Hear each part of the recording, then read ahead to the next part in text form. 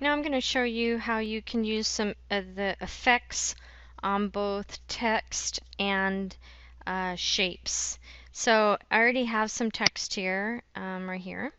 And because you can apply effects to text, I mean, a lot of people think you still have to do kind of the old-fashioned thing where if you want a drop shadow, you have to create two different layers and kind of stack them on each other and just make them slightly offset.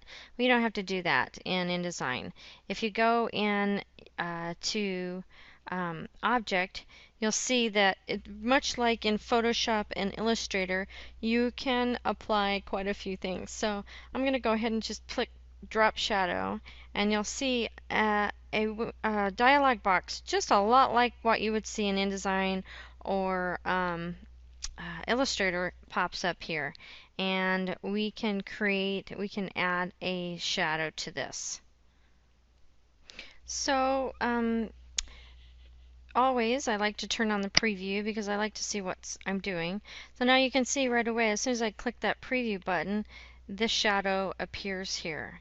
Now I probably wouldn't have it offset that much because it makes it kind of hard to read. So I'd bring it in a little bit. I might actually even change it to a different color. Now I don't want to create a new swatch or anything, but you can see you can very easily apply drop shadows. You can apply inner shadows if you want to. You can, let's even do that. Let's pick the gold for that. Say OK. You can't really see that, but you can do an outer glow. Lots of different things you can do. That's kind of neat. Basically, a lot of the same things that you can do in Illustrator or Photoshop.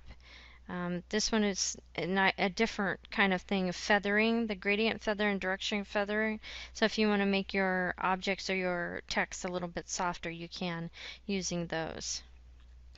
Now this doesn't just apply to lettering, you can do shapes this way too.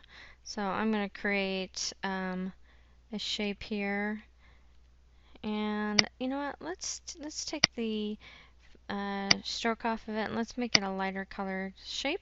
And then just like I did with the font, with it selected, I can go to Table, Effects, and I can pick my effect. So you can see, I'll just pop this down. You can see there's already a drop shadow on that, and if I unclick and click, you can see that. So let's just say OK.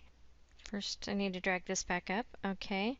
And I'm going to click off of it so you can see. So now I have a shape with a shadow on it, and I have text with a glow on it. So there's lots of different things you can do with the effects where you do not have to build those manually.